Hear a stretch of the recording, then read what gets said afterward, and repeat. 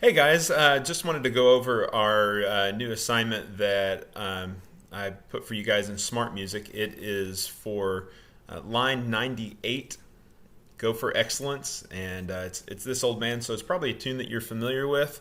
It's different for pages. I'm making this video for all of my beginner classes, and so right now I'm going to be using the trumpet part for this video, but the main things I'm covering right now are going to be the rhythms and the various other things. So you'll probably notice early on that there are some new things in here, like this percent sign looking thing. That is a one measure repeat sign. So you would just play this measure twice. Da da da da da da. Oops. You'll also notice this new marking right here. That's what we would call dynamics, or it would be a kind of dynamic. In this case, the F stands for forte, which is Italian for strong or loud. You'll also notice these little symbols, the greater than symbols, and those are called accents, and so that just means you would start the note a little bit louder. So instead of da da da, you might do da da da da da da. That's not a huge thing for me in this, so if you play those, that's fine. If you don't play them, that's not a big deal for me right now, but just know that's how they are played.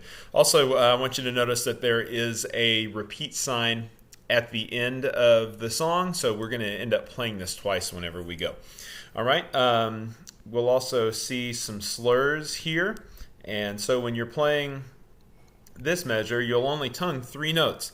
Da da da. Now trombones, that's going to be different for you guys because I haven't really covered legato tonguing with most of you, and those 2 notes would end up being a smear if you didn't legato tongue them. So right now, let's just pretend that the slur is not there for trombone players.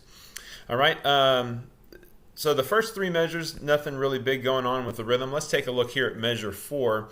And let me remind you that those last 2 notes that are beamed together are called eighth notes. So if I'm going to count and clap that measure, it would be 1, 2, 3, 4, and. Okay, now actually the eighth notes really kind of lead better into the next measure, which is why we have that breath mark right there. But it still kind of works out there. And then the next measure, we have eighth notes again, but instead of them being on beat 4, now they're on beat 3. So we'll do in measure 5, 1, 2, 3, and 4. Now, before you get confused here, let's look at measure 6.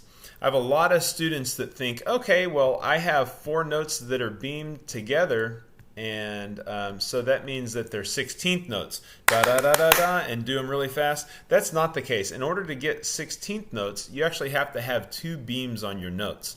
And since this only has 1 beam, then those are going to be 8th notes. And so measure 6 would be clapped, counted and clapped, 1 and 2 and 3. Okay. Now, just going over the fingerings on this, or at least for trombone and trumpet, it's very basic. We've been doing these fingerings for a long time.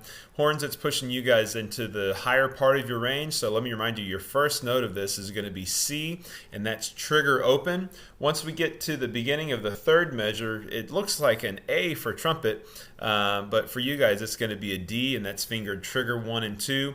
And let's not strain while we're doing that, okay? You might even try buzzing, just to make sure that you're not forcing anything out. Okay, guys, I'm more than happy to work with you on this. If you have any questions, make sure you sign up for our Zoom help sessions next week. Same thing goes for the scales that I've assigned and such. I'm really interested in you guys getting good feedback, getting good results from what we're working on, okay? Please let me know if you have any questions. Take care.